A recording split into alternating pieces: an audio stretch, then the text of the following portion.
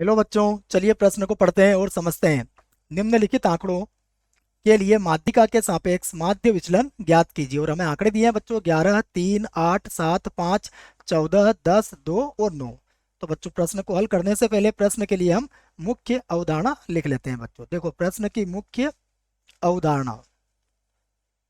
मुख्य अवधारणा में बच्चों हम सूत्र लिखेंगे जिसकी सहायता से हमारा ये प्रश्न हल हो जाएगा। ठीक है, तो देखो हम यहाँ से सूत्र लिखेंगे बच्चों। वो सूत्र है हमारा माध्यिका के सापेक्ष माध्य विचलन का। तो वही सूत्र मैं आपको यहाँ लिख देता हूँ, माध्यिका के सापेक्ष माध्य विचलन। ठीक है, माध्यिका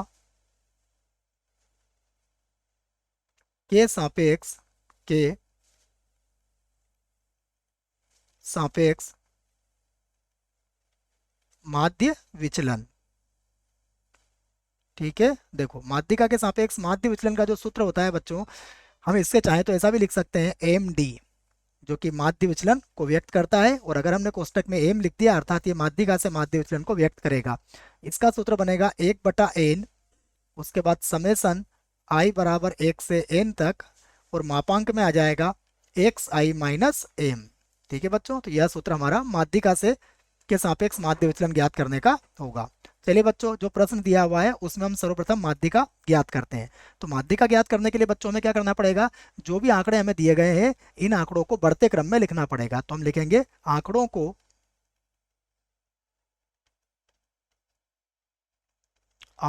को आरोही क्रम में आरोही क्रम में लिखने पर। ठीक है बच्चों, जो भी आंकड़े हमें दिए गए हैं इन्हें हम बढ़ते क्रम में या फिर आरोही क्रम में लिख देंगे। तो देखो आरोही क्रम में लिखेंगे तो सबसे पहले आएगा हमारे पास सबसे छोटी संख्या कितनी है, 2। 2 के बाद होगा 3, 3 के बाद 4 नहीं है 5, उसके बाद 7, उसके बाद 8, 9, 10, 11 और फिर आ जाएगा बच्चों 14। तो यहाँ देखो, यहाँ पर जो आंकड़ों की संख्या है वह क्या है, तो हम देख लेते हैं आंकड़ों की संख्या।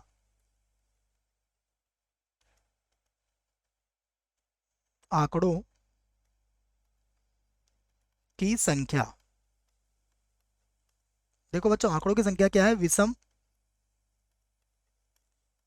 n बराबर कितना है, देखो बच्चों 9 है। आंकड़ों की संख्या n बराबर 9 है बच्चों, जो कि विषम है। विषम है बच्चों, तो इसकी माध्यिका ज्ञात करने के लिए जो सूत्र होता है वो हम लिख लेते हैं। देखो, तो अब हम लिख सकते हैं अतः माध्यिका।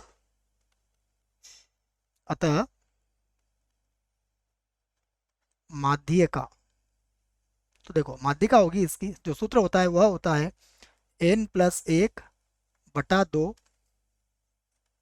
वां पद। ठीक है, तो देखो n का मान कितना है हमारे पास, 9 है। तो 9+1/2 वां पद, ये सूत्र बन जाएगा बच्चों। तो 9 और 1 10, मतलब हमें पांचवा पद निकालना है। तो माध्यिका एम बराबर, देखिए बच्चों पांचवा पद इसका क्या होगा, पांचवा पद आप यहाँ से गिन सकते हैं। ये होगा 1, 2, 3, 4 और 5। तो पांचवा पद हमारे पास क्या है, 8 आ जाएगा बच्चों। तो एम का मान कितना हो गया हमारे पास, 8 हो गया। तो माध्यिका हमने ज्ञात कर ली है।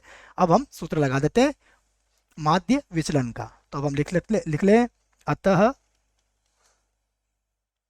एम डी किसके सापेक्ष, माध्यिका के सापेक्ष। इसका सूत्र क्या था, इसका सूत्र था 1/n, उसके बाद समेसन आई बराबर 1 से लगा के n तक होता है, और मापांक में होता है xi-m। ठीक है बच्चों, तो देखो यहाँ पर n का मान कितना है हमारे पास, n का मान है हमारे पास 9।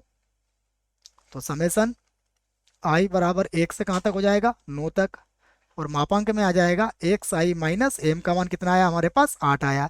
इसका मतलब अब हम सभी पदों को किस में से घटा देंगे, 8 में से घटा देंगे, लेकिन ध्यान रहे सभी को धनात्मक लिखना है आपको। तो ये होगा 1/9। देखो सबसे पहले 2 को घटाएंगे तो -6 बचेगा, लेकिन मापांक की वजह से ये प्लस का 6 हो जाएगा। तो ये प्लस का 6 होगा। अगला पद देखो 5 मिल जाएगा, हमें सभी प्लस के लिखना है हमें। उसके बाद मिलेगा 3, सभी को बच्चों 8 को में से घटाना है। ठीक है ना, 3 के बाद यहाँ मिल जाएगा 1, फिर 8 में से 8 घटेगा तो 0 आ जाएगा।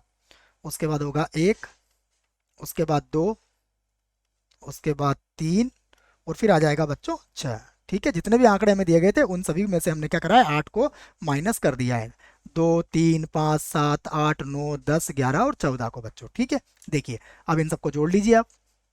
तो ये होगा 1/9 और देखो बच्चों 6 और 5 11, 11 और 3 हो जाएगा आपका 14, 15 16 17 18 हो जाएगा बच्चों 21 और 6 हो जाएगा आपका 27। और 9 के पाड़े से 27 कितनी बार कट जाएगा? 3 बार। तो बच्चों यही हमारा उत्तर होगा, यही हमारे प्रश्न का उत्तर है बच्चों। आशा करता हूँ आपको इस प्रश्न का उत्तर समझ में आया होगा। धन्यवाद।